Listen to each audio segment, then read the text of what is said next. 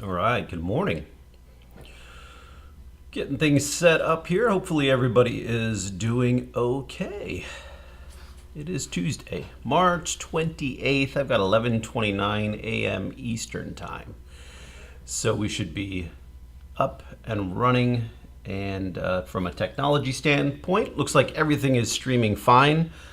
We've got an 11:30 start time. We're going to be talking about preparing for what's coming next in the stock market. And I think today we'll do something a little different. We'll walk through, I'd like to walk through just a process, an approach that I utilize to get a good understanding of what I can expect. I like to call it a market sentiment. Some people call it a market profile. So once we get our stream up and working as planned, it looks like we've got several people in the room right now. I'll start walking through that process and make sure that we've got everything laid out the way we need it laid out so that we can get a good process in place. You know, that's one of the things as a trader that I think is so important, is that you've got a systematic approach, a process approach to what you do on a daily basis so that you're not guessing. It goes along with the trade plan, goes along with making sure you've got your risk tolerance guidelines in place. So we're going to dive in here momentarily. Just make sure everything is working. If you could chat, if you should see the live chat. It's turned on. It's available there. If you could let me know that everything is working on your side. Looks like we're good to go. I'd like to say good morning to who we have in the room. I see there's several people already in and join and getting going. So good morning to everybody. Just a quick reminder as we get going here. I'm here at VantagePoint. My name is Daniel. I'm part of VantagePoint AI, and in today's session, we're going to walk through what you can expect, how to prepare for what's coming in the stock market, a process that you can use. It's educational. I'm not providing trading advice. I want to share with you, some things that I've learned over the years. I've got over 25 years experience in the financial markets, and here at VantagePoint, been working with traders and with the artificial intelligence here at VantagePoint for over a decade. So, good morning, Amelia. Thank you for being here. All right, good. So let me pull up. I use VantagePoint as my technical analysis. It's a predictive technical analysis that uses artificial intelligence. So let me pull that up really quickly for everybody. And what you should see on the screen right now is the VantagePoint software. We're looking at the E-mini S&P 500. And the reason I'm starting on the E-mini S&P 500 is because one of the things that we know about trading is that it is hard, right? As they say, it involves risk. Matter of fact, and this is a good reminder, you should be trading in the markets with risk capital, money you can afford to lose, right? Because there is no perfect solution. We're talking about stacking the odds in your favor, as I like to say. And one of the things that I do to figure out what's coming, what's expected to happen, is get that market profile, that market sentiment. Starting with the ES gives me the opportunity to do that. So if you look at my screen right now, everybody should be able to see it. I'm going to just pull up a marker here so that as we go through today's session, I can, scribble on the screen and highlight some things as we go through the software, go through the markets, and understand what we can expect in the markets. So let's see. Here we go. Got that pulled up, ready to go. So back to the ES, the E-mini S&P 500, probably one of the most heavily traded indexes available. And this index was created to give traders an overall sentiment of the market, as well as allow traders another asset to generate some gains in, if you will. Right now you're watching TV, you're going online, you're going your broker's platform to see what the S&P is doing, to see what the Dow is doing, to see what the NASDAQ is doing. You're reading things, you're watching short videos, a lot of different things to understand what's going on in the markets. Well, the first place that I go is right into the VantagePoint software. I bring up the E-mini S&P 500. And the reason I bring this up is because I want to understand what the market profile looks like, what the trends have looked like, what the movement has looked like, and then I'm going to apply what I use, the artificial intelligence, to help me understand what's expected to happen. If I take the indicators off the screen, I'm just going to kick this off for a second. You can see that it's candlestick chart, it's end of day data that I depend on, and you can see I'm looking at 3 months of data of the S&P 500. And if you haven't been tuned into the markets, then you may not know about these movements, the trends that have been happening with the banking debacle. There's been some pullback in the markets. There's a lot of conversation. The recession talks are still out there. There's Fed updates, there's interest rate changes. There's so much going on in the markets. And I like to utilize VantagePoint to boil all that down. So what we're looking at here is the candlestick data for the last 3 months. I'm putting on an indicator that we call a predicted crossover. This is a predicted moving average. And a lot of traders out there will use moving averages. I've heard of 200 days, 50 days. Heck, I've used, analyzed, and understood 20 days, 10 days, all of those different moving averages. And one of the things that is important to understand is what makes up that moving average that you're using. If you're using a 200-day moving average, understand that the formula for that moving average looks back over 200 days. That's why it's called a 200-day moving average. So the price fluctuations, the price changes over the last 200 days are being analyzed to draw that line on the chart. The line that we're looking at here, this is a moving average that's taking into account 8 days. And when I say 8 days, it's a shorter term moving average, but it's a predicted moving average. The difference between a predicted moving average and a simple moving average, in case anybody is wondering, is that a predictive moving average, the formula contains predictive information. In this case, we're utilizing artificial intelligence to generate that predictive information. And the line you're looking at, the blue line, contains 2 days of predicted typical price. That is generated and created from the artificial intelligence. Hey, what's going on, Rick? Yes, it does work in Forex. We can certainly take an opportunity to look at that. And if anybody has any questions that I don't get to today, as usual, you can see in the chat box. Just go to VantagePointForecast.com, www.VantagePointForecast.com, and we can help you answer those questions one-on-one if you'd like.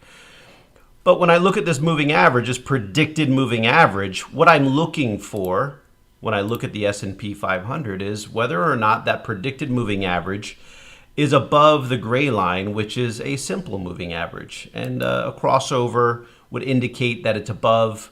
The green cloud is telling me that there's bullishness expected from the S&P 500 looking at the predicted moving average. Now, one of the things that I believe is as I'm doing this market overview and I'm preparing for what's coming in the markets, I need to get perspective from different types of indicators, different types of views. The predicted moving average is a trend predictor. That's giving me one type of view, if you will, about the current trend that's expected to happen over the next couple of days. But it's still one view. Now, when I say one view, because it's looking at the trend, it's telling me that the trend expectation is expected to be bullish, bearish, or consolidated, depending on the position of that predicted moving average on the chart. And when it's above that simple moving average, I can see I get that green cloud telling me the trend is expected to be bullish over the next few days. That's one view, one piece of information that I'm going to utilize to understand what's coming next. All right.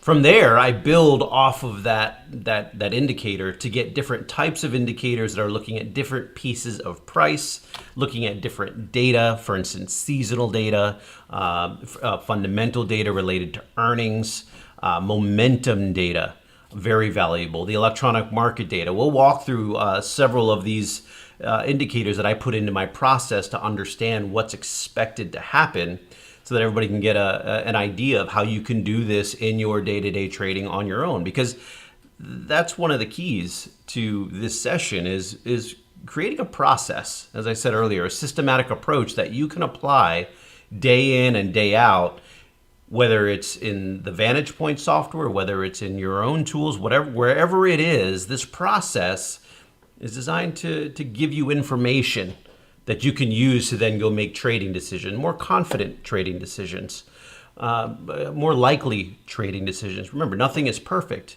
but if you can play the probabilities and stack the odds in your favor, then that can give you a leg up, an edge.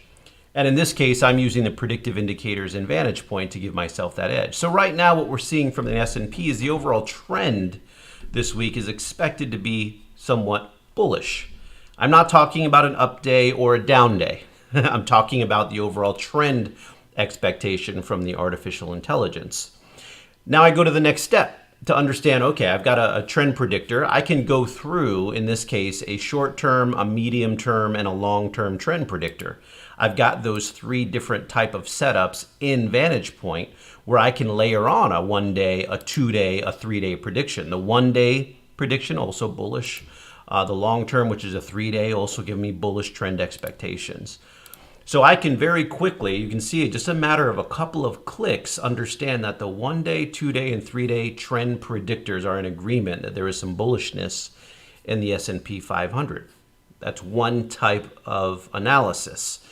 And some of the most successful traders that I've learned from, worked with, for instance, Lewis Mendelson, Larry Williams, so many different traders out there over the last couple of decades I've had the pleasure of interacting with.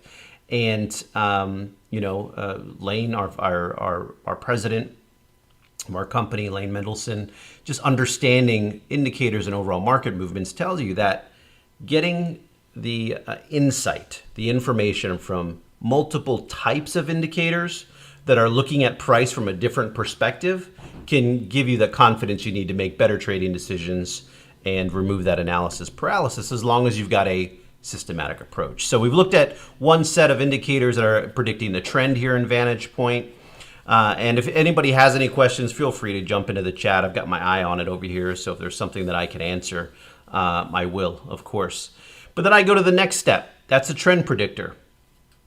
I also like to understand what the strength of price is expected to be. And in VantagePoint, I use this green and red bar. Let me get my marker here. This green and red bar right here. This is called the predicted neural index.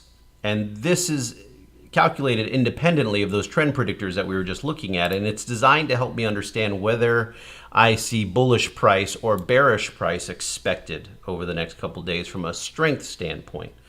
If I'm getting bullishness, I would see a green bar like I see here, right? If I'm getting bearishness, I would see red. A red bar, a red area, whatever you want to call it. Everywhere you see red, there is bearishness predicted with price. And you can see that bearishness certainly went along with that prediction. The key is whether or not they agree. And that's that's the process that I'm utilizing to help understand that is I'm going to look at multiple indicators here. I'm going to track these indicators to understand whether they're giving more of a bullish sentiment, a consolidated sentiment, or even a bearish sentiment. This process that I use, I like to call it the AI sentiment checklist because I'm applying it to artificial intelligence, but it's a checklist. And we know from efficiency sakes, from consistency, from discipline, utilizing a checklist before you make a decision can from a human behaviorism standpoint, create more consistency. So I'm applying that methodology to these indicators. And I've got 3 indicators already saying bullish from a trend standpoint. This brings a 4th predictive indicator also saying bullish. That helps me understand that I'm seeing bullish trend expectations, bullish strength, and then I can move on to another indicator, if you will. Now, in VantagePoint, I use this gray bar. This is a predicted high and predicted low. This gets predicted at 6:30 p.m. Eastern time. As a matter of fact, every night, this data gets updated at 6:30 p.m. Eastern time. So I could check this at 6:30, 7, 8, after dinner, in the morning, whenever it's convenient for me to do my analysis. And again, back to that systematic approach, my suggestion is pick a time. Pick a time when it's most convenient for you to do your analysis on a daily basis. Again, just from an educational standpoint, not necessarily telling you what to do or how to do it, not providing advice, but systematically, if at the same time each day I do this analysis and I apply this process the same way and I come out with a conclusion from doing that systematic approach, then I can make my trade decisions better. And that's how I like to look at things here. So when I look at this and I'm looking at the predicted high and predicted low, it's just a gray bar. But what it's telling me is that this is where the artificial intelligence is predicting the high could be, and this is where the artificial intelligence is predicting the low could be. I read these independently of one another because they're not telling me whether it's an up day or a down day. It's telling me whether or not I can expect in this case, a lower high, because we can see that it's slightly lower, or a lower low, because you can see that it is slightly lower. So I've got two somewhat bearish indications utilizing this kind of indicator, predicting the high and predicting the low. This bearish indication helps me understand that everything isn't bullish, right? Everything isn't pushing higher. Everything isn't saying higher prices when I look at the artificial intelligence. And that's something I've got to consider. So I've got 4 predictive indicators saying bullish, and I've got 2 predictive indicators saying bearish. Now, a process that you can use is tracking that on paper. Maybe you're good in Excel, you want to make an Excel spreadsheet. However you want to track these indicators to do this analysis, when you create the process to understand what's coming next in the stock market, that process can be repeated over and over. You got to create it first. And if you're not familiar with a process like this, that's okay. That's why I'm going to take the time today just to walk through it step by step so that everybody here has the opportunity to decide if this works for your trade style or not. That's up to you, right? So looking at this, I've got some bearishness expected from a predicted high and predicted low standpoint, but bullish from a trend and bullish from a strength standpoint. I can also start to layer on, and by the way, these indicators that I'm looking at, I like to look at them from a timing standpoint. I classify indicators, and I don't know if you do this or not, but one of the things we do here at VantagePoint is we can classify indicators as indicators that can help from a timing standpoint and indicators that can help from a market condition standpoint. Market conditions aren't necessarily key for timing scenarios, and timing indicators don't necessarily give you the full picture about the market conditions.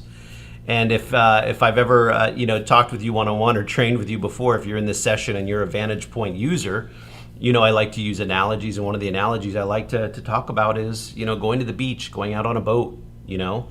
It might be a good time of year, summertime, to go to the beach, let's say. That's the right time to go to the beach, you would think. But if it's cloudy, windy, rainy, thunderstorms, lightning, and the water's cold, those aren't the right conditions to go to the beach. The time might be right, but the conditions for that day aren't right. Or maybe it's a sunny day, there's not a cloud in the sky, right? It's bright, you got to wear sunglasses, there's a light breeze, not too windy, but it's, January and it's 40 degrees outside. The conditions for a beach day are great, but the timing's off, right? The timing's off. That's how those indicators, having indicators that can help you from a timing standpoint, and those indicators that can help you from a condition standpoint being combined can give you a more comprehensive view. And that's how I use this process. So far, we're talking about the timing indicators. We'll dig into some of the condition indicators here momentarily. Some of the condition and timing indicators, for instance, down here at the bottom, I've got a pink line, a light blue line, and a navy blue line. These indicators help me understand whether there is momentum in the timing indicators, meaning am I seeing or expecting prices on the rise based on these timing indicators. So I can look at these, and it's as simple, they're oscillators. There's 3 of them because this one is providing a 1-day prediction of momentum. This one is providing a 2-day, the pink one, and the navy blue is providing a 3-day picture of momentum on those timing indicators. So I can look at them as an oscillator and say, okay, the 1 day is giving me some bearishness. And I usually look back several days. I can go back to the beginning of this crossover and try to understand, if you will, this current trend. Is it building momentum bullishly, bearishly, or consolidating? My 1 day is saying bearish. My 2 day is saying consolidation. And my 3 day is saying bullish.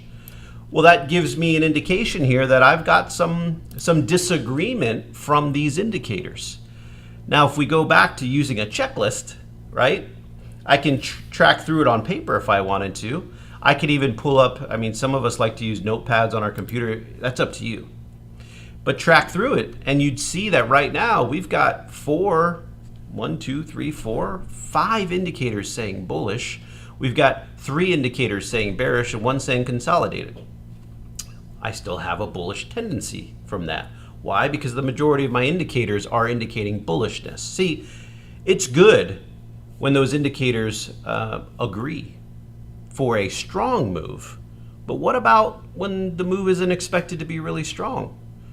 either way, right? There's money to be made on both sides, all three sides of the market, whether it's going bullish, bearish, or consolidating. If you've got that strategy as part of your trading, then knowing the direction that the market is expected to go and what the conditions are can bring you a lot of value. Let me see. We got a question on the table. Can you go back to the point where there was a catastrophic drop? Give me a date. Tell me a date or something that you're looking at, Christopher, and we can certainly take a look at that once we get through the rest of this process. Happy to. All right. So looking at this so far, we've got a little more bullish tendencies as well. But now we're going to start to layer on some condition indicators. And I like to do this, and you'll find once you create the process, you can do this very quickly. In one chart, once I've got my indicators on it, this process takes a matter of mere minutes if it's systematic and laid out for me. The goal at the end of this is to use my indicator setup, use my tools to my advantage, not to create analysis paralysis, not to create uncertainty, but to finish the checklist or the process to be able to come up with whether or not things are expected to be bullish, bearish, or consolidated. So that's what I'm walking through today so that everybody can get a sense of what that looks like. One of the things that I like to use, oh, and by the way, a lot of people have questions around these indicators and how they're predictive. I've been saying that multiple times, that they're predicting 1, 2, and 3 days in the future using artificial intelligence. There is a patented artificial intelligence process I want to show you really quickly that can highlight some of these things. And that process, in this case, the AI, this is the S&P 500. The AI, in the middle of the screen, you can see the S&P 500 is analyzing everything from the Ultra S&P to these other ETFs, to the euro, to the yen, natural gas, interest rates. See, the AI isn't just looking at the S&P 500 by itself in VantagePoint. It's looking at the S&P 500 to figure out when the S&P 500 moves, what is influencing that price? And then it's using those influencing factors or those intermarkets to determine where prices are expected to go. All right, so what you're looking at here, this diagram that you're looking at on the screen, is what the AI is going out and analyzing from an open, a high, a low, close. I mean, there's millions of data points that it's looking at.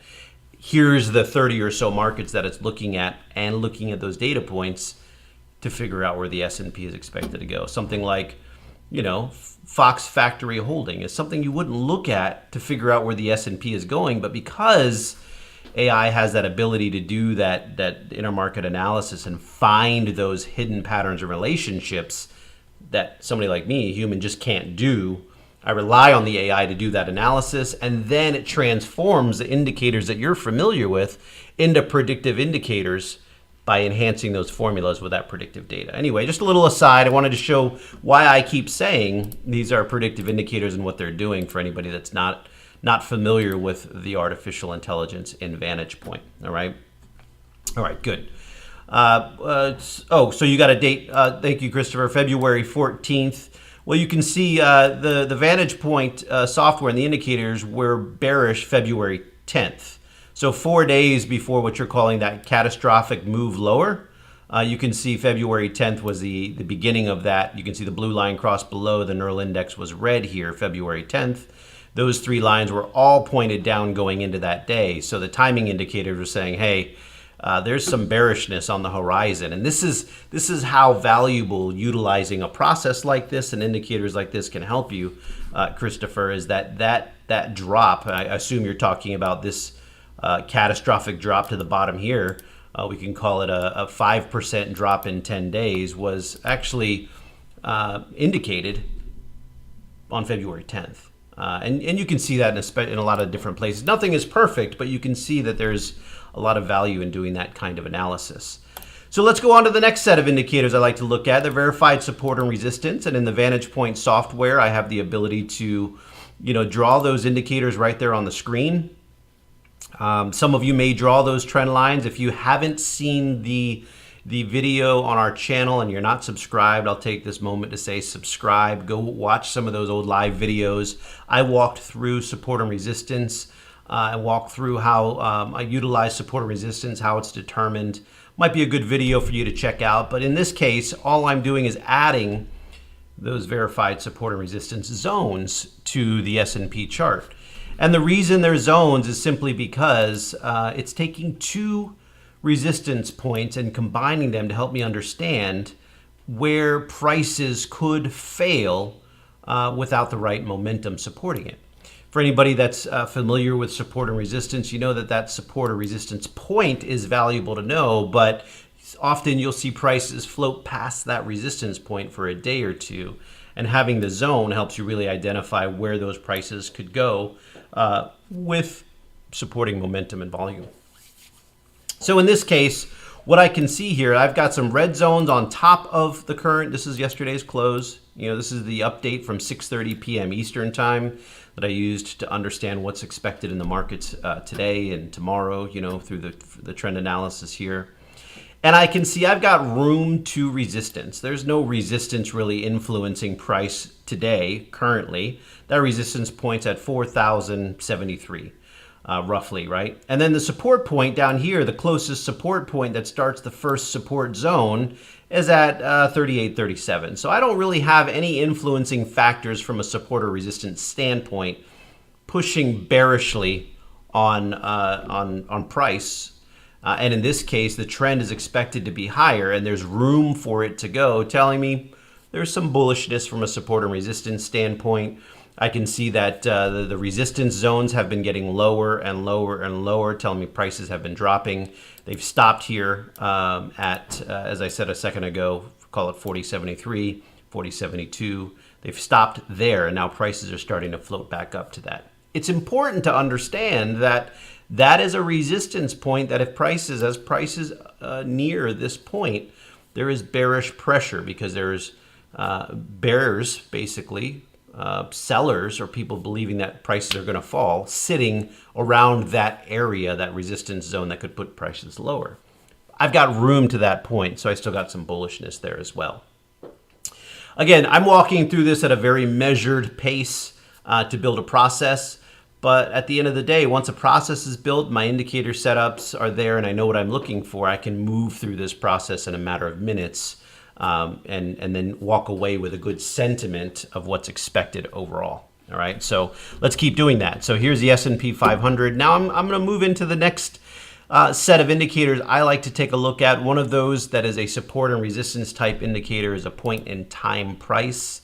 And when I add this, what it does is it adds the year open price as a gray dotted line. You can see here's the dotted line from last year's open price. This is the 2023 year open price. You can see the gray dotted line streaking across the screen here. And I can see that right now prices are above the year open price. And prices aren't as high as they were earlier in the year, telling me that if this is where the year open price was, and this is as high as price has been so far this year, I've got some room to keep going before I get really bearish pressure on the year open price. That tells me that I am okay to be bullish based on the year open price. Now, a lot of people have the question around what's the value in marking the year open price? Well, you can go look at the market throughout the year and any previous year. Go find that year open price, and you'll see that as prices get the furthest away from that year open price, they tend to want to come back to that point. And as prices approach that year open price, they want to use it as support or resistance. And knowing that that works that way helps me get a sense of what can I expect from overall price movements from where the S&P opened the year. So you can see we're still bullish from where the S&P opened the year. I can have some confidence in bullishness because it is above the year open price and moving further away from it. Okay, so I've got bullishness from that as well. So far we're still bullishly biased the S&P 500 from this process. We're going to keep on doing this. I'm going to keep layering on indicators so that everybody can see overall what the artificial intelligence is saying in the process that I use to come up with a conclusion on the sentiment. All right. Next set of indicators, I'm going to go to momentum. Right, momentum indicators that are predictive in the VantagePoint software. You can see they have this blue dot next to them. Obviously, once you've mastered the primary indicators in VantagePoint, we call the 4 points of confirmation, and you understand how to interpret those, you can then move into more advanced indicators if you so choose, like these momentum indicators. And in these momentum indicators that I'm looking at, in this case, I can put on MACD, I can put on RSI. I can put on percent R. This is similar to the Williams percent R, but it actually has been predicted using that artificial intelligence. Some of you may know that we have a great relationship with Larry Williams, just world-renowned trader. If you don't know who he is, you can certainly look him up. But this is one of the indicators. This is an indicator that's available everywhere for free, except it doesn't have the predictive information and it's not powered by AI. The difference in the percent R in VantagePoint is that it has been enhanced with the artificial intelligence.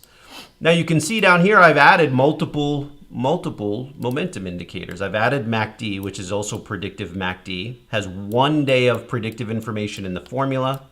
I've added a predicted RSI to my chart that has 1 day of predictive information as well. And I've added a predictive percent R. For those of you that are familiar with these indicators, without the predictive information, they're valuable because they help you understand where momentum has been.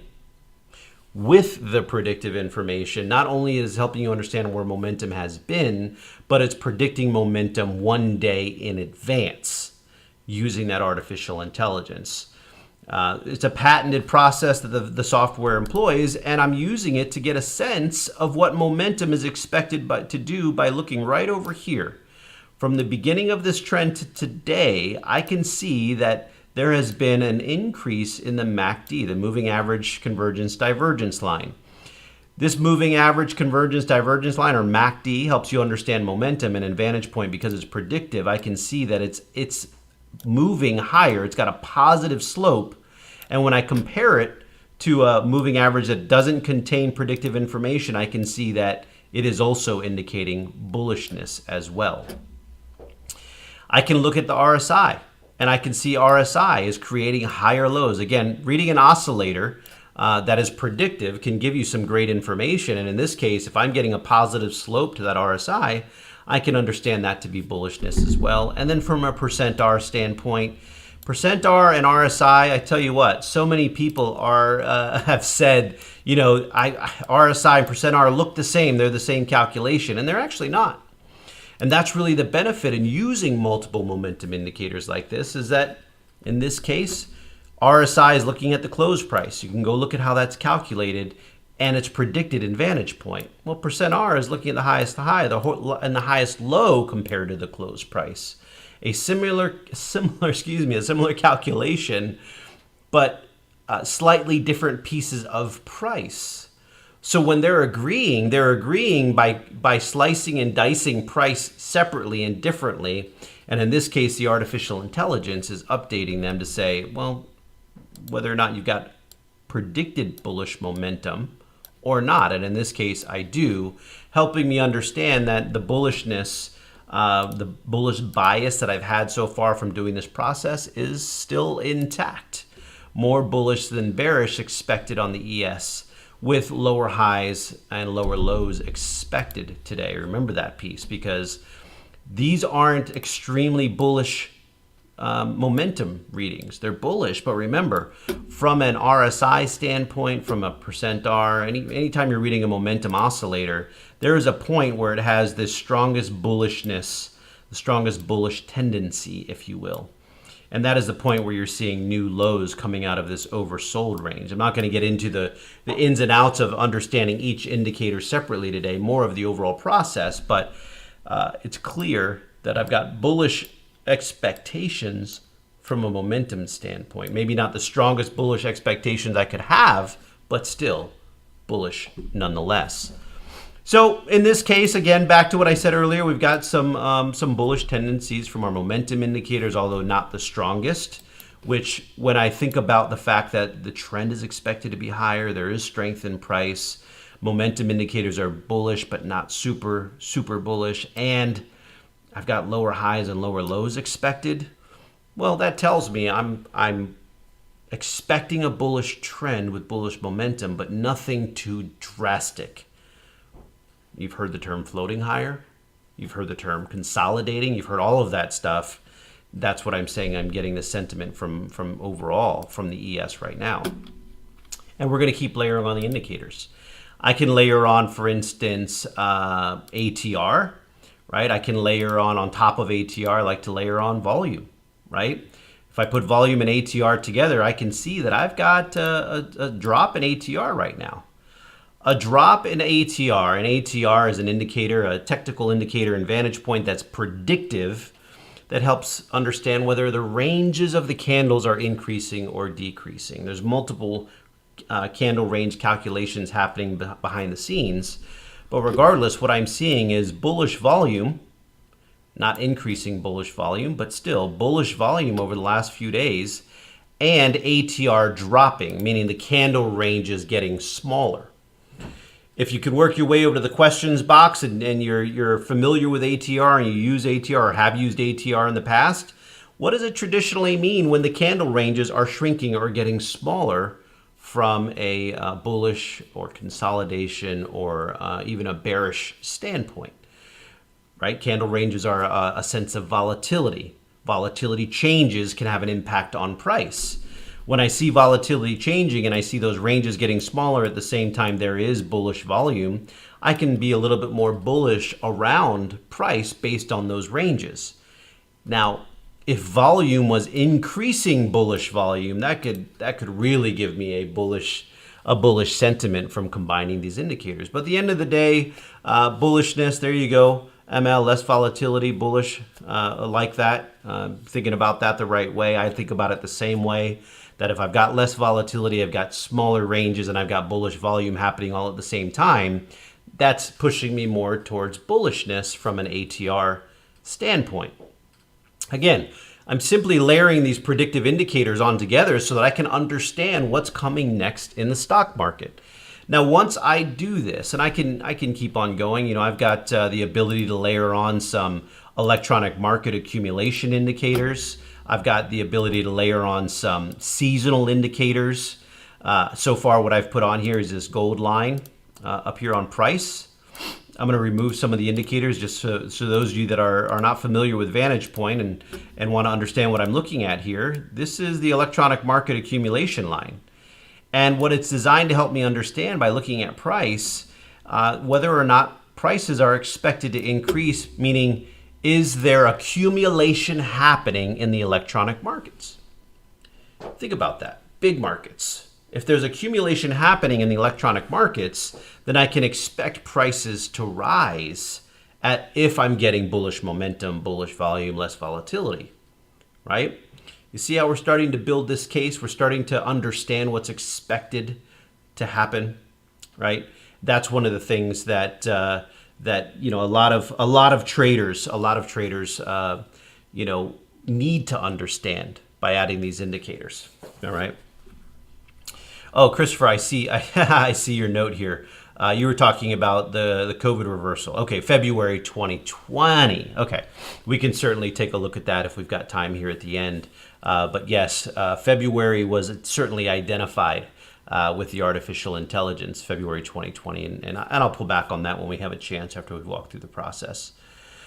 We'll take a look at oil, Real Food Dude. When you look at USO, I'd like to start with light sweet crude oil, and we'll take a look and walk through that today because that is part of the understanding what's expected to happen next, right? Getting a picture of we're going to look at the S&P, we're going to look at the Dow, the NASDAQ, gold, light sweet crude oil. Heck, we can even do a sector scan once we come to a conclusion on whether or not we're expecting the stock market to be bullish, bearish, or consolidated, and figure out what sectors are going along with that. I think you'll want to stay tuned for that because that's related to the question that you're asking. All right. So let's keep on moving through this. I said something about seasonal. Let me put the seasonal pattern on here so I can see whether or not, and we'll do it on the SPY. We can see whether or not there's seasonality happening with the S&P 500, from a seasonal standpoint. But all in all, I can get a really good sense or expectation of what's coming in the stock market by using a process like this, regardless of what analysis you're using. If the analysis you're seeing here that I like to use on a daily basis is interesting to you and you're not a VantagePoint user, you can go to www.vantagepointforecast.com and inquire about how you can get access to this information. We're here to help as many traders as want the help. So let us know if that's you, and we'll make sure that the link is in the comments for you. But what my goal here to do is understand the sentiment of the S&P today and over the next couple of days. And what the AI is telling me is I can have a bullish sentiment about this, a cautiously optimistic bullish sentiment today, because we're seeing some of the indicators indicate some bearishness today, but all in all, more bullish than bearish, with a predicted trading range today expected between 40.33 and 39.81. That's the expected trading range from an ES standpoint using the artificial intelligence. And what we traditionally see, I'll zoom in on that for you guys. This is the gray bar I'm reading right here. If I'm going to put a little tooltip on here, but if I go over that gray bar, you can see at 6:30 last night, the artificial intelligence predicted a range of about 52 handles, right? 52 points from 40.33 to 39.81. That range is a pretty big range based on what we're seeing from the other indicators. All in all, though, what I would expect is to see prices on the ES below 40.33 and above 39.81. Let me see. I can go take a look. The high 40.23, the low 39.89. So it's already trading right within that range, up near that predicted high, down near that predicted low, but exactly where the artificial intelligence indicated I could see the ES trading today. And that again was updated at 6:30 last night. Now I'm going to go ahead and put my support and resistance indicators back on here, because I'm going to save these indicators, this indicator view, and I'm going to just add it to my other charts, right? So I'm going to save this as a default view, and as simple as that, I can go into the properties and apply it to every single chart that I have open already. The next chart that I'm going to go to is the VIX, and you can see there we're looking at the VIX, 3 months of data on the VIX. And the VIX is the volatility index on the S&P 500. I don't know if everybody knows that or uses that or looks at it in one way or another, but it's an inverse of the S&P 500. And when I say inverse, what I'm saying is whether or not, if this is expected to be bearish, it supports my bullish sentiment of the S&P 500. Now I'm getting, when I walk through the indicators, I can see I'm getting bearishness here. It did, look at this, it did come down to that support level and failed yesterday off of that support level, but it's got some room to come back to that. That support level that I was talking about a moment ago, you can see right there, 2190. That means what VantagePoint is indicating is that if the VIX gets down to 2190, we could see a stabilization, if you will. It could get down to that point, not go much further. VantagePoint is predicting a low of 2153 on the VIX. Well, all of that is giving me more bearish expectations. Electronic markets are expected to be bearish. My neural index is bearish.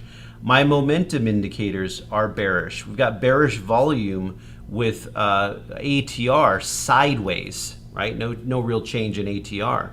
My MACD, my RSI, my percent R. So we're getting bearishness on the VIX, stronger bearishness on the VIX than we were getting on the S&P 500. Well, if I'm a futures trader and I have access to go trade the VIX, and that's a market I could look at, well, that's something where today I had a very strong bearishness on the VIX and could have, exercised some sort of short opportunity and potentially made some gains. I don't know where the VIX is right now, but at 6:30 last night, VantagePoint was expecting lower prices on the VIX today, supporting bullishness on the indice, on the S&P 500, if you will. Cautious, optimistic bullishness, but still, nonetheless, nothing dramatic expected to happen at the downside on the S&P today. More support to the upside. All right. Now, again, furthering my process to understand what's happening next, I'm going to do the same kind of analysis right here on the Dow. So here is the YM, and you can see I'm looking at YMM 23.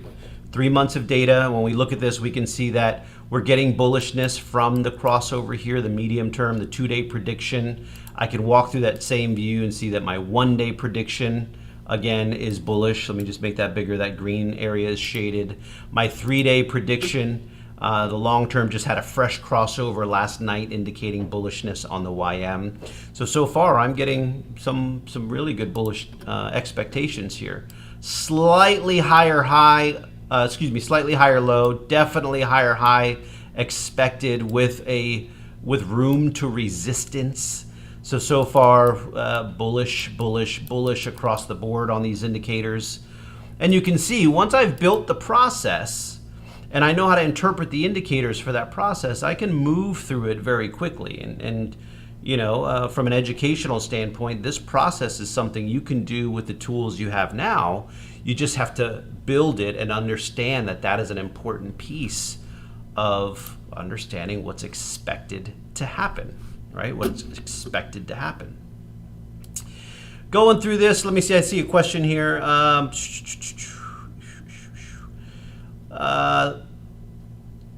Trend Home Lodge, let me see, what color is the VIX? Newbie, please say what you're clicking on, etc., not just here and there. Sorry about that. You know, I didn't want to go into all of the detail of everything that I was clicking just because I know there's from understanding what's expected next. I like to get through all of the tools, but what I clicked on here, this is the VIX. This is the market called the VIX. It's not a color or anything like that. It's the VIX, and it's VIXJ23 if you're a futures trader, the one that I'm looking at, the front month contract. But I'm only looking at this to get an expectation of what the market is expected to do. So when I click, for instance, here I'm clicking on the Dow, and now you can see the chart title has changed to the Dow. I've got the same indicator set on here because that's the indicator set that I use, but now I'm analyzing the expectation from the artificial intelligence using the YM, the Dow. And so far we're getting some bullishness expected. There's a little bit of room to resistance, and I can walk through my momentum indicators to understand if I'm getting the same sentiment. So let me get out that marker for you. The neural index, green, saying strength in price, right? I'll even draw some lines on here. I'll up arrow, bullish, bullish, bullish, bullish, and one more, bullish, and resistance, bullish. So all these up arrows would be what I'd be reading that indicator to tell me. From a one-day prediction standpoint, right here with the predictive differences, I've got a consolidating one day, I've got a bullish 2-day and a bullish 3-day prediction of the momentum indicators. So now my timing indicators and my market condition indicators are starting to agree in bullishness on the Dow. Right now, my expectation here is that the Dow today would be stronger than the S&P. So a reminder for everybody, this analysis is available at 6:30 p.m. last night, right? I'm doing this today so that everybody can understand, you know, when you create a process and you do your analysis, you can get a good sentiment, especially if you're using the predictive indicators in VantagePoint. They're telling me what's expected to happen, right? All right, and we can see here, here's the MACD. MACD, the blue line is above, and it's the sloping higher, creating higher lows, giving me bullish momentum on MACD. I'm getting slightly bullish on RSI, more consolidated, because price on RSI, or the RSI reading, is basically where it was at the beginning of this short trend, so I can say sideways to be conservative. I can see the same movement on ATR that we were talking about before. We see that ATR line dropping. We see there's still bullish volume, so we can call that slightly bullish as well. And then from a percent R standpoint, I'm getting higher lows. We've surpassed that percent R reading before, so we can get bullish here. So we've got bullish indication on almost every indicator we've analyzed so far. I can go put on the year open price. I can go put on other indicators to understand what my sentiment is based on looking at the Dow, for instance. We talked about this a few minutes ago. If I go in and I say point in time price, I can see that the year open price is here at 33,710, which means I can be bullish everything, but I still have to be cautiously optimistic that we haven't gotten back to where the Dow opened in price. Remember, the S&P it was above the year open price. The Dow is not. Well, the Dow is just coming off the point at where it was the furthest away from the year open price all year. Here, let me scroll back and show you. I'm going to go to 6 months here, and you can see that just real quick. Let me move some stuff around for you. We can see that dotted line. It's a gray dotted line. I know I have a trained eye, but I'm just going to show you with this pink pencil where this dotted line goes to.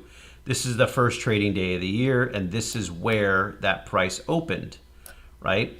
So this is the lowest, the furthest price has been away from where it opened so far this year. It's just coming off of that year-to-date low.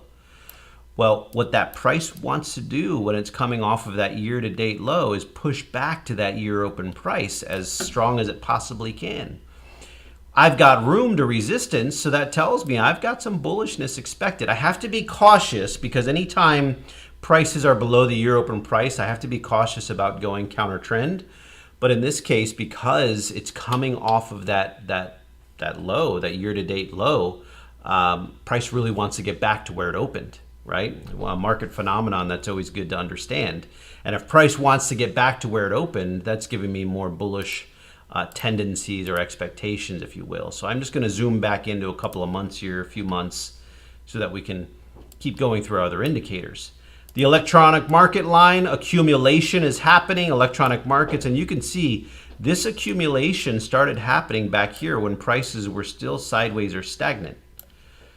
So we had a slight divergence in accumulation, meaning electronic markets were accumulating the Dow, if you will, while prices were still going down or sideways. That is a bullish indication that there are bullishness on the horizon. Again, overall sentiment here more bullish than anything as I go through all the indicators. And we can see that if I was using my checklist and I still had those arrows on the screen, 80% of those arrows would be bullish. 80% of my indicator review, and I haven't used all of the indicators I would traditionally use on a day-to-day basis, because if you've got a process, I can use as many indicators as I want, as long as they're looking at different pieces of price or different aspects of the market profile.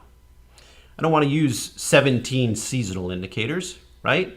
I don't want to use the same kind of momentum indicator over and over. If I'm using one that's looking at closes like RSI, I'm looking at one that's looking at the highest high compared to the low or the close, like percent R. If I'm layering those together and they have different calculations, I find value in that, especially when applying a process like this, all right?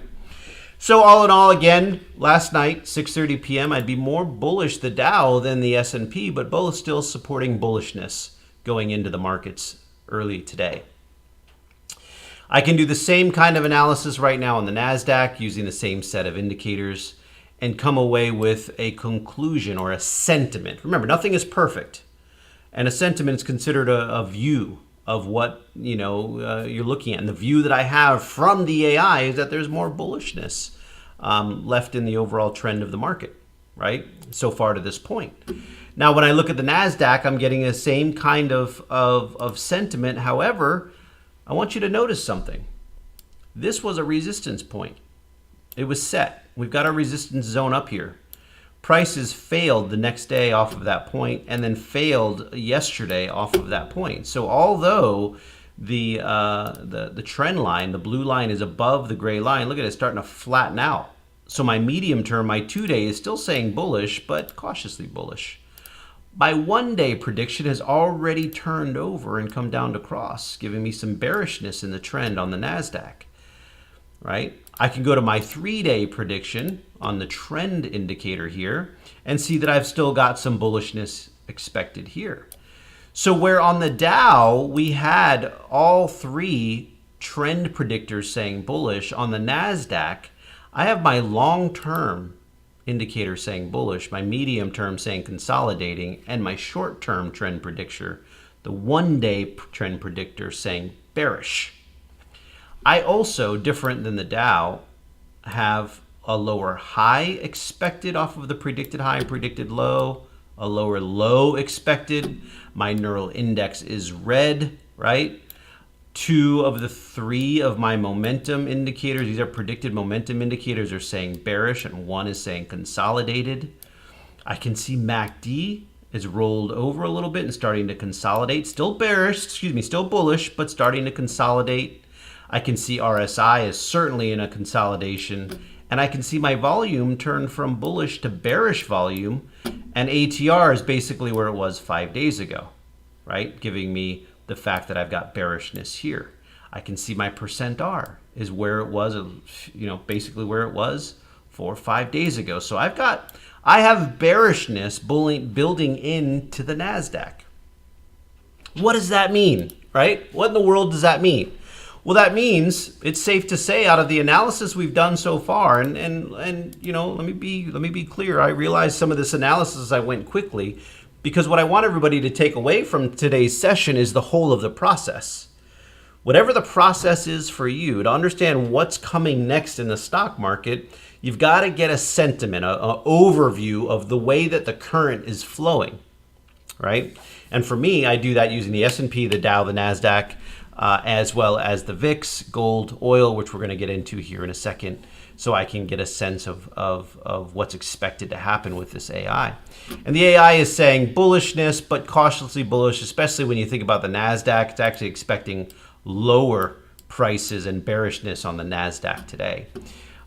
Which would mean if I went and verified, and you could do this on your own, I can certainly do it as well, but if I went and verified the movements today on the NASDAQ, the Dow, and the S&P, what the AI told me to expect is that the NASDAQ would be the strongest bullishly, the Dow would be the strongest bullishly, had the most bullish indications, then the ES, and then the NASDAQ would actually be more bearish than all three of those today.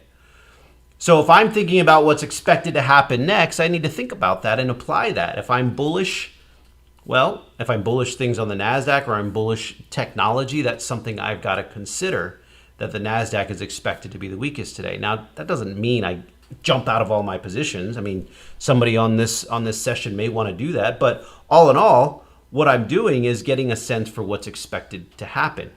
And what's expected to happen is more bullishness than bearishness, maybe a little consolidation, as we can see on some of these markets, making things go into a little bit of a channel, bullish channel, but still things expected to channel for a few days. That's good to know. And applying a process like this can really help you understand that. I can do the same thing for gold. Here's the gold market. Let me get rid of some of my scribbles here. I can even remove some of these lines on here just to give everybody a little sense of what we'd be looking at. I'm going to remove some of the indicators, and then I'll add them back in. But when I'm looking at the candlesticks, I can see, let's go, I don't know, we can go 6 months of data. It's probably too much data. I'm going to zoom back into 3 months of data here.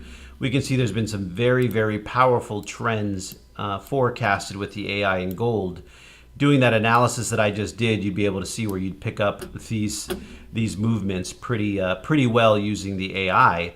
But what we want to know is what's expected to happen up here on the right-hand side of the chart. So I can see that the medium-term crossover has started to converge on that predicted moving average. The 2-day prediction is starting to point down, telling me there's consolidation expected on gold. Not bearishness from a 2-day standpoint, but consolidation. Heck, it's telling me I could even see potentially, when I look at gold, I can see a potential high of 1974.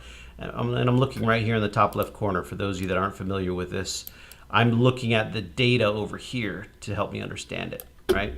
And this data over here is telling me a predicted high of 1794 and a predicted low of 1940 from a gold standpoint. Well, again, one of those pieces of information that's good is I can expect gold anywhere in this range, in this gray bar today, based on what the AI is saying. And I got that at 6:30 p.m. Eastern time last night. Also, by adding support and resistance, I can see that there is a resistance point up here. Take a look at this. Similar to what we saw on the NASDAQ, a resistance point set. Could not get to that resistance, failed off of that resistance on the retest of that resistance, and prices began to fall. Now, one thing I want to point out is that prices fell to the point that it came down to this support point. You see that? Couldn't get to that support point, and then throughout the day yesterday, it increased. So this consolidation expected tells me, based on the predicted moving average, I would see within that gray bar, I would see gold right in that area, right? Because of what's going on with support and resistance, as well as the trend predictors. I can go put my short-term crossover on it. Again, I'm just cycling through the indicators to walk away with whether I can expect bullish, bearish, or consolidation in gold today and over the next day or two. Short-term crossover is rolled over, and you can see it's saying consolidation as well. My long-term predicted moving average is rolling over, saying consolidation as well. So nothing bearish yet. More consolidation happening from a trend predictor. If anybody's unsure of what I mean by consolidation, I simply mean sideways, right? I simply mean here was the close yesterday. I can expect prices, again, sideways based on the trend. Bearishness expected from strength, momentum starting to peel off of those highs across the board. You can see that. Not, well, here's one that is bearish. These are more consolidated to bearish. We can see that ATR has actually been increasing, and we've got bearish volume working in, which indicates more bearishness. Not a snap bearish move, just more of the fact that this bullish trend that's on is weakening and channeling is about to occur. Same thing with a percent R, basically sideways consolidation. So from a gold standpoint, we can expect prices could go up to 1974, but it's not going to rocket up to 1974. It's going to be one of those days that, you know, from a consolidation standpoint, the AI said last night, gold is expected to do this throughout the day and not really go anywhere fast. Consolidation, sideways expectation, right? Fantastic. Let's see, what do you look at if you want to trade the index as an option? Well, it depends. Are you a futures options trader, or are you doing options on stocks and ETFs? If you're doing options on stocks and ETFs, you don't have a futures account, that would be the SPY, the Qs. The SPY follows the S&P 500. The Qs follows the NASDAQ. The diamonds, you know, is going to follow the Dow, the DIA.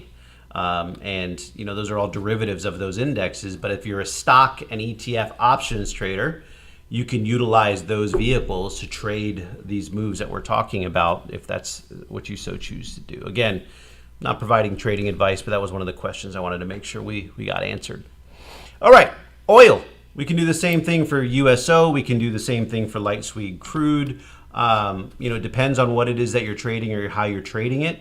You know, options on the Dow ML, that would be DIA, right? If I go DIA, that's diamonds. That's an ETF that, as a stock trader, you have the ability to trade options on the Dow on, if you don't have a futures trading account, if you will. And here's the Dow, for instance. If I put the Dow index next to, you see we're on 2 months here, we'll go 2 months here. All right, really quick, for anybody that's newer, here is the Dow chart and analysis that I just went through on the left for the index, right? I'm gonna write index for the futures market.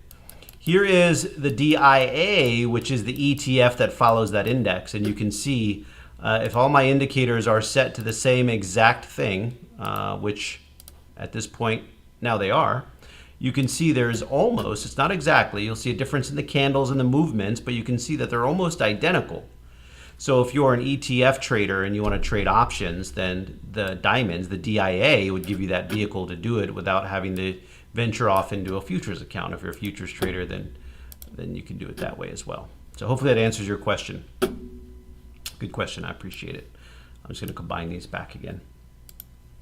All right, so back to light sweet crude oil. Light sweet crude oil, we got that bullish indication on light sweet crude oil, and here's what I'm looking at. I can see that the blue line was below that black line and then it crossed above right there. Day before yesterday, I can see that information on the 2-day forecast. If I go back to the 1-day forecast, which is a little more sensitive, it actually crossed 4 days ago, back here, right? So we got bullish indication from both of those readings, and then I could go to my long-term trend forecast and see that the long-term, the 3-day, which is not as sensitive, is also started to move higher, but indicating consolidation because it's still below that gray line. So I've got more bullishness expected than bearishness on light sweet crude from a trend standpoint, okay? Then I can go to the predicted high and predicted low and see that it's got a higher predicted high today than the previous day's high, a higher predicted low expected than the previous day's low. I can see that the green predicted neural index is saying bullish strength predicted today. And this was at 6:30 last night. I see my electronic markets, that gold line. And I realize, I'm reading through a lot of lines to give you this analysis because I have a trained eye, but you may not, and that's okay. You pop off some of these lines, and we don't have to worry about it. Remove the electronic market, remove the seasonal, right? I could, if I wanted to, even remove that crossover once I've done an analysis of it to say, you know what? Let me hide that crossover and just compare the candles to support and resistance. It set a support point, came back to retest, could not get down to that support point, and started going higher, giving me some bullish indications with plenty of room to resistance. So support and resistance also telling me bullishness on light sweet crude oil expected today. Our 1, 2, and 3 day trends were saying bullish. Our 1 day predicted high and predicted low saying bullish for both of those readings. Support and resistance was bullish. Electronic market accumulation was bullish. Let me show you. There you go. That yellow line. See how it's creating higher lows? That's telling me at this point, the electronic markets started accumulating gold. Well, when the electronic markets start accumulating gold at the same time prices go higher, that is a very powerful forecast, feather in the cap for bullishness for, I said gold. Let me back up. We've covered a lot of charts. This is light sweet crude oil. Sorry about that. Bullishness for light sweet crude oil in the electronic markets supported the price move. So bullish there, right? Now I can move down to my momentum indicators down here and see what I'm getting from these oscillators. Prices for the 1 day short term are right where they were 5 days ago, so consolidated there. I've got higher lows on the 2 day and the 3 day, so bullish there. MACD, here's a very strong MACD reading, and let me show you what I mean. MACD, just the blue line, which is a predicted MACD, predicting out 1 day in the future, just crossed above the gray line saying strong bullishness from MACD. RSI came out of the oversold zone a few days ago at the beginning of that short-term trend and is now creating higher lows, telling me bullishness expected as well. Let me just look at the questions box and make sure I'm not missing any questions as we go through this. And I can see from an ATR standpoint, ATR is sideways, completely sideways, but volume has changed from bearish volume to bullish volume. If ATR is unchanged, but bullish volume starts to increase, that could create bullishness in price expectations as well. Percent R, very similar to RSI, but remember this is the highest high and the lowest low, also saying bullishness. So 6:30 last night, I had no question I'd be expecting bullishness in light sweet crude oil today. So somebody was asking about USO. If light sweet crude oil is expected to be bullish, I can go check out my USO and see if I'm getting the same indications and the same information by looking at the ETF for USO.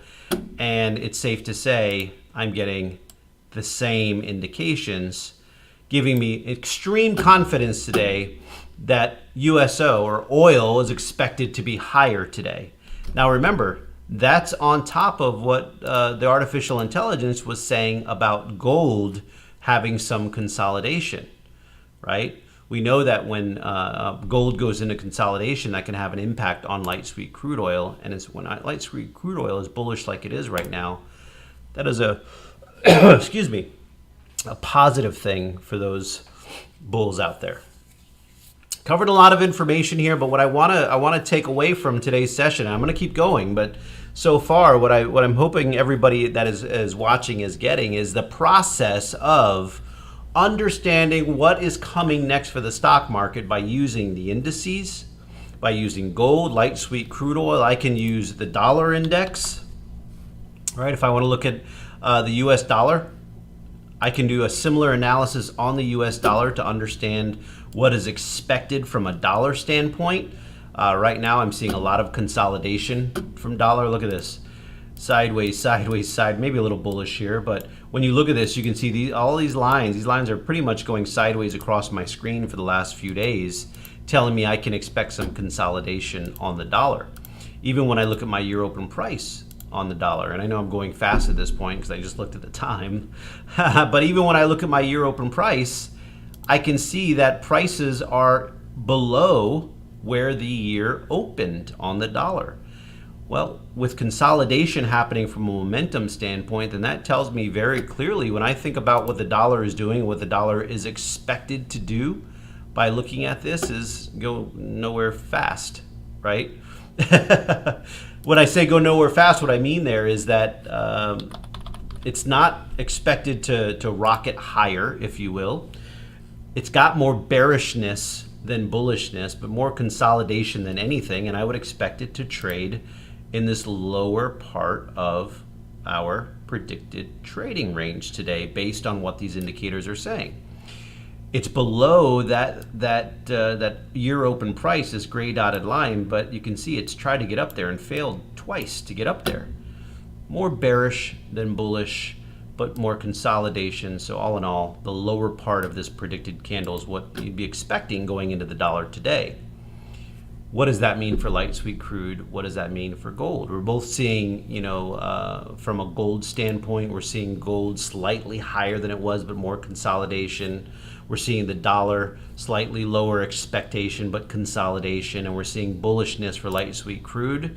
That furthers my ability to confirm bullishness for light sweet crude and consolidation, depending on which index we're talking about. So far, in case anybody is wondering what the assessment from the AI would be consolidation to a little bit of bullishness from the indices. Strongest market right now is light sweet crude oil. So one of the things that I want to go take a look at, light sweet crude oil, and of course, what we were talking about from a Dow standpoint, those are the two strongest. So let's do a quick sector scan and see from a sector standpoint, which sectors of the stock market are expected to move higher, lower, or sideways. I just opened up the IntelliScan function in VantagePoint. This is a scanner that you can utilize to go find some of the opportunities.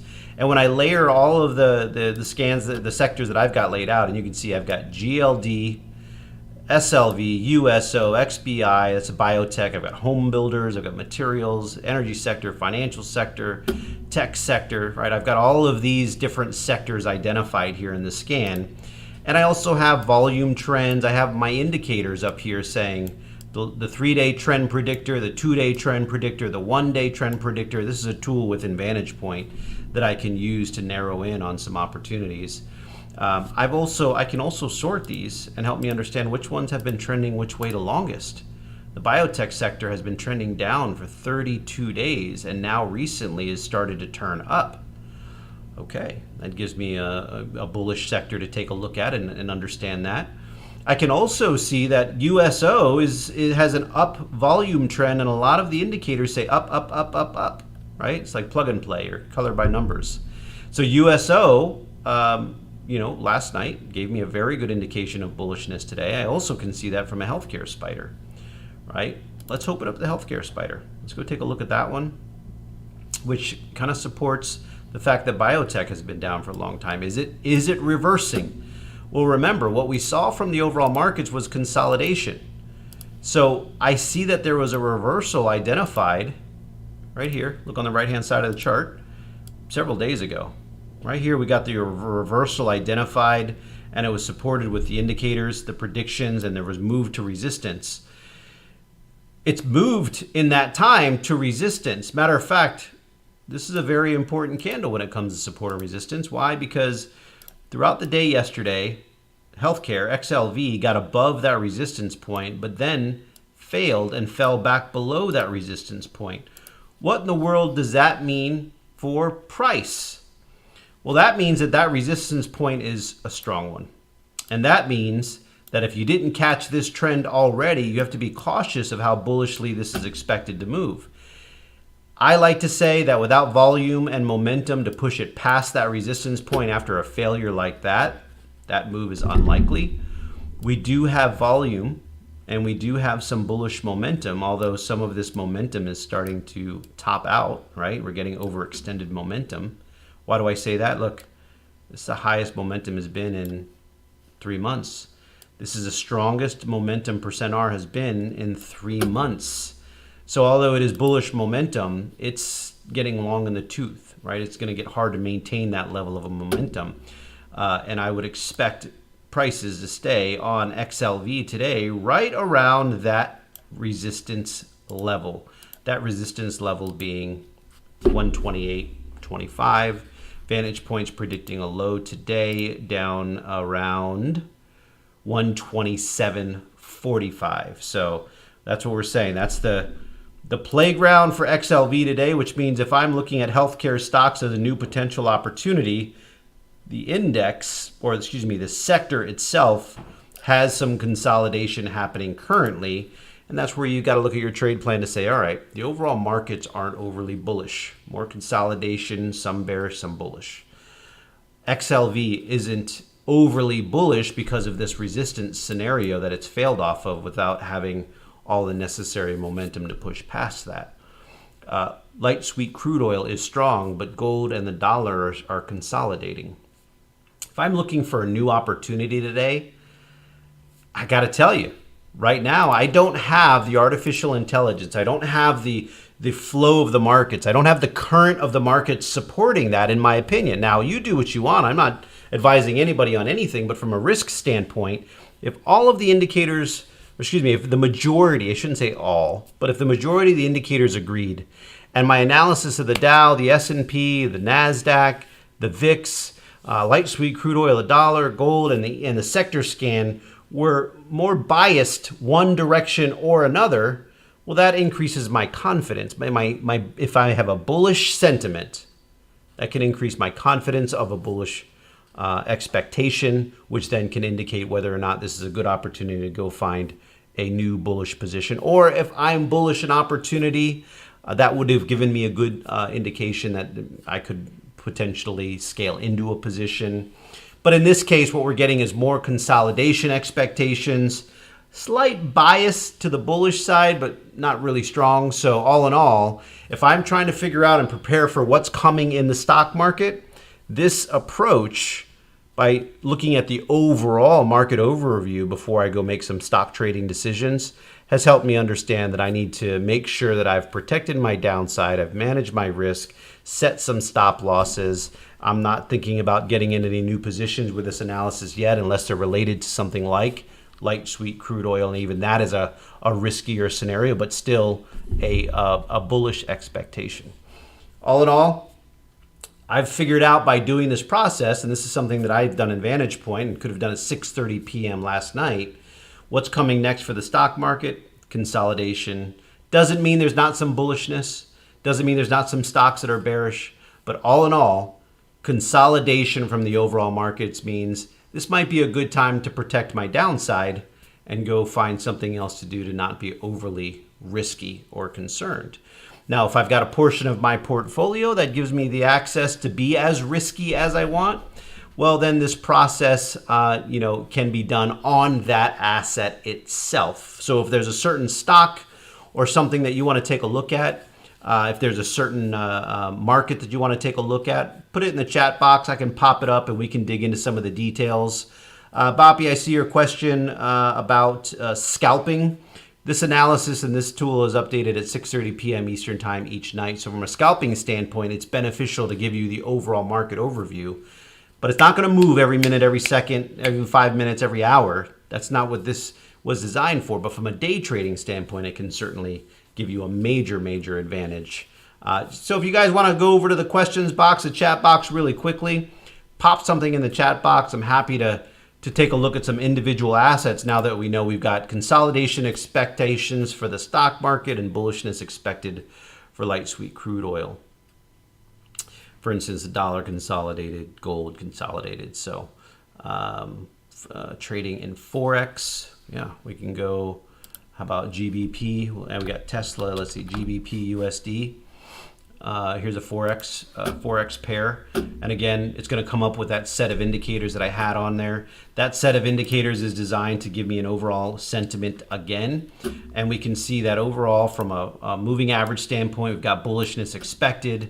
The pound is expected to be higher today based on what we're seeing here on the chart. If everybody looks at the chart and gets a sense of what's expected to happen, that blue line is above the gray line and, widening the gap.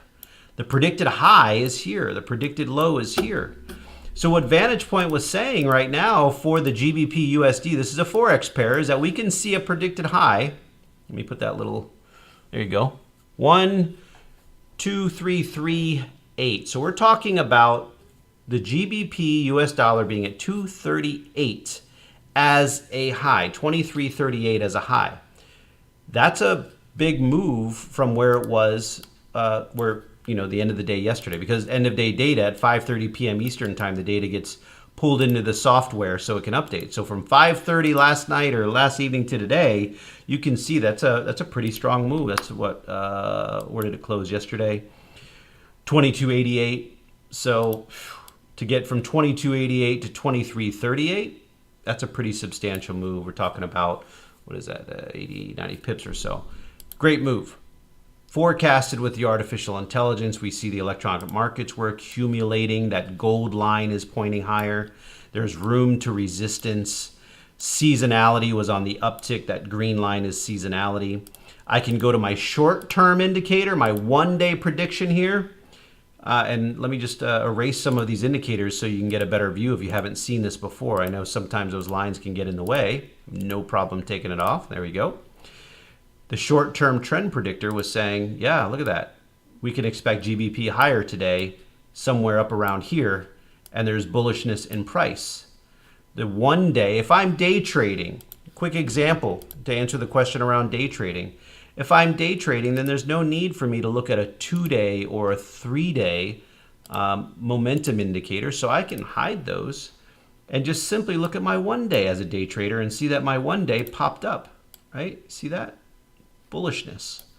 Momentum bullish on a 1-day prediction. Momentum moving higher. Consolidated prices are basically where they were from an RSI standpoint. ATR dropping. Volume change from bearish volume to bullish volume. Bullishness expected. Little bullishness on %R. So what I'd be expecting on the pound US dollar today, and remember that I had this information at 6:30 p.m. Eastern time last night for Joseph, was expecting a move higher on the pound dollar. The cable was expected to move higher off of where it was at 5:30 p.m. Eastern time. Let's go look. See what it did here.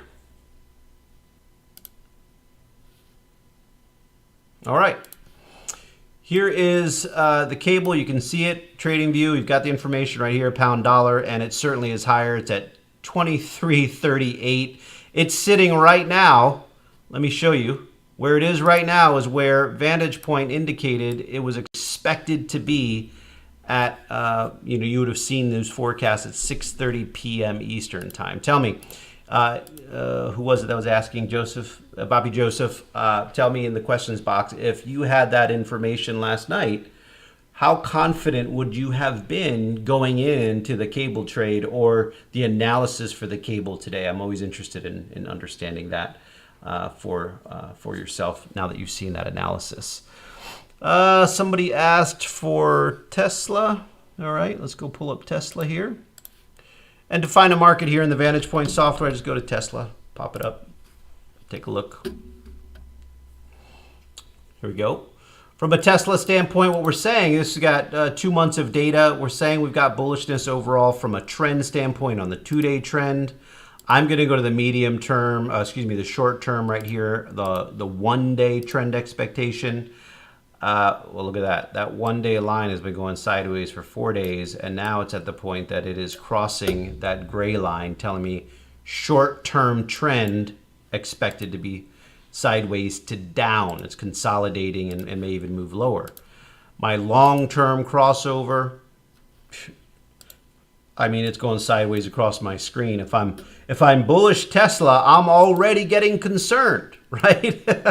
That's one of the things to think about. Also, here's the resistance point that's set recently. Here's the zone. It failed the next day to even get back to that resistance point, pulled back and then came to retest and could not get to that resistance point before it failed again. We've got consolidation and bearishness expected in the trend. Bearishness from a resistance standpoint. Predicted high, that is right. Let's see. Predicted high is sideways. Predicted low expected to be lower. So bearishness on Tesla expected so far. Seasonal flattened out. Here's our seasonal green line sideways. Electronic market accumulation distributing Tesla, right? You can see that yellowish line. Let me remove some of this stuff. Now, again, some of these indicators are more advanced indicators. I realize that. I'm not teaching them step by step today, but all in all, what I'm seeing here is more bearishness expected on Tesla. Momentum on Tesla going nowhere fast. So, look, when these lines are pointing sideways across your screen, you don't have to overthink it. You don't have to, try to go back and forth. We're saying sideways, sideways, sideways with resistance pushing bearishly, the predicted high and low pushing bearishly. Somebody holding a long call on Tesla, it's losing value every single day, and today isn't going to be any different. We could even see prices get down low on Tesla. What is the predicted low on Tesla? Tesla could see south of 188.93 with that resistance pushing down on it. Again, how did we know that? Well, the Dow, the NASDAQ, and the S&P weren't pushing bullishly. The Dow was, but all in all, two indexes pushing bearishly to consolidate and one pushing bullishly. We don't have a whole lot going on. And remember, I was talking about consolidation with Tesla being consolidated and resistance working in on Tesla while oil expected to be higher.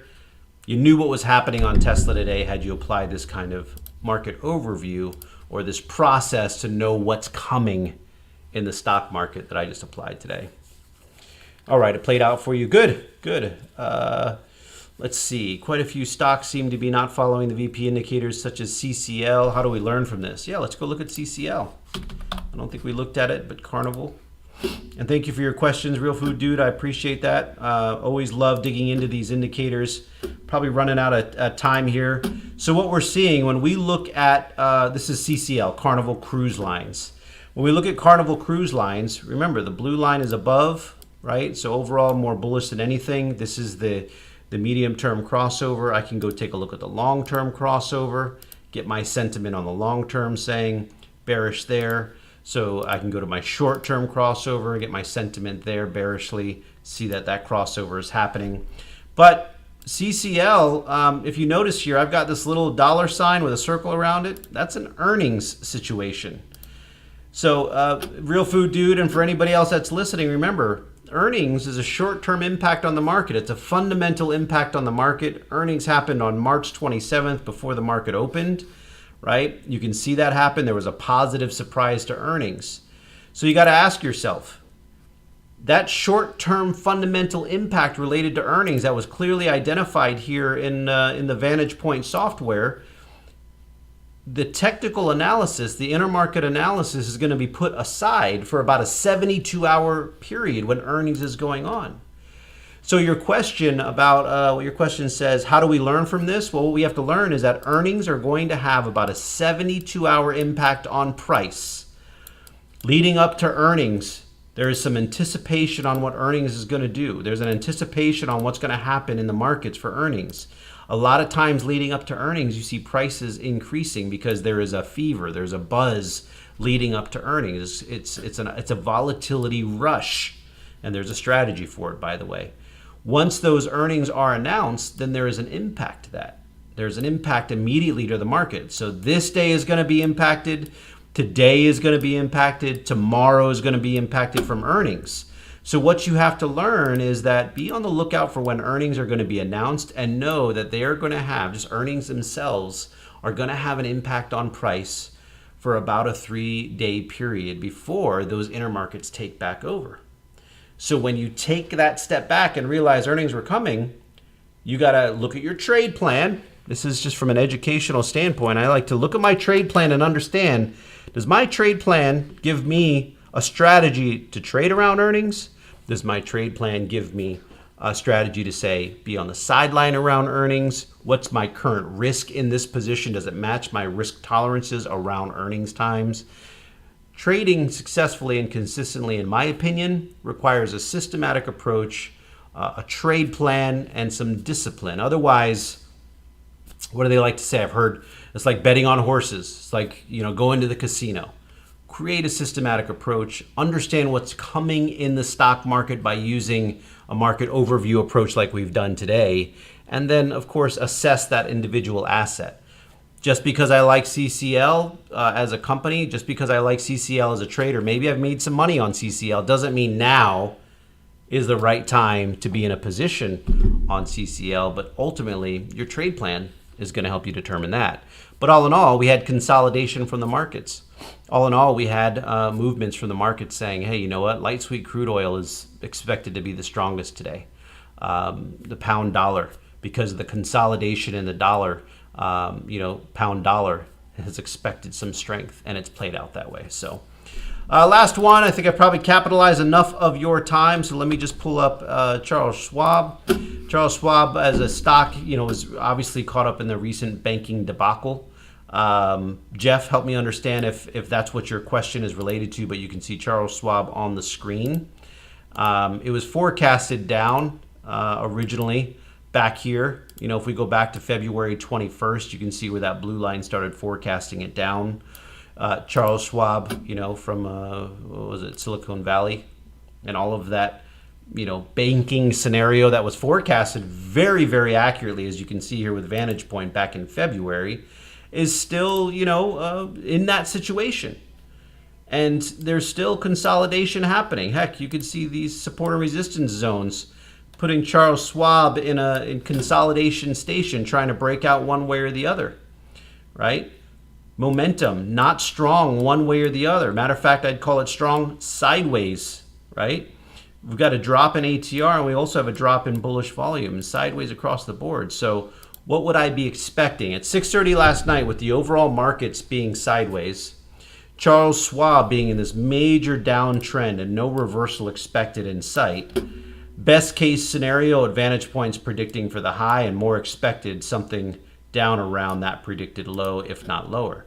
Now, VantagePoint predicted a low today on Charles Schwab of 53.58. 53.58. I wouldn't be surprised to see Charles Schwab trading right down around 53.58, if not even a little bit lower. But that's expected based on what the artificial intelligence has been saying and the fact that the overall markets are more consolidated than overly bullish. All right. So Jeff, now that you've seen it, and thank you for interacting in the chat box, but now that you've seen it and you've walked through this process, does it give you confidence knowing, and tell me if you're a VantagePoint user at the same time, but does it give you confidence in knowing that Charles Schwab wasn't expected to reverse bullishly today, really wasn't expected to go anywhere if not down? Can you see how that works? Can you see how doing this overview and walking through this process at night is a valuable step that I think anybody can add if that's the case? If you want to just go over to the questions box, that would be fantastic. But first of all, before I kind of come to conclusion here, I know today was a session with a lot of detail, a lot of information. What I'd like for everybody to take away, I'd say again, is that there is a way to create a systematic approach to understand what the overall markets are expected to do, regardless of your tools or technology. Doing a process like this on the NASDAQ, the Dow, the S&P, looking at the dollar and gold is a valuable way to get a sense of what the overall direction of the market is expected to be. Then you can apply that to the sector. Then you can apply that to the individual assets. And once you've created that process, it can happen very, very quickly if you make it a systematic approach and apply a checklist like we've done here. It's about confidence. It's about consistency. And hopefully in today's session, I was able to show you something that you can apply. And if you are interested in applying that to the artificial intelligence software like I'm using, www.vantagepointforecast.com. I think I've probably taken enough time. I'm getting hungry. You're probably hungry. It's around lunchtime here in Florida, Eastern time zone. So I'm going to sign off, say thank you for your time, and thank you for letting me give you the view from my vantage point. Best of luck, everybody.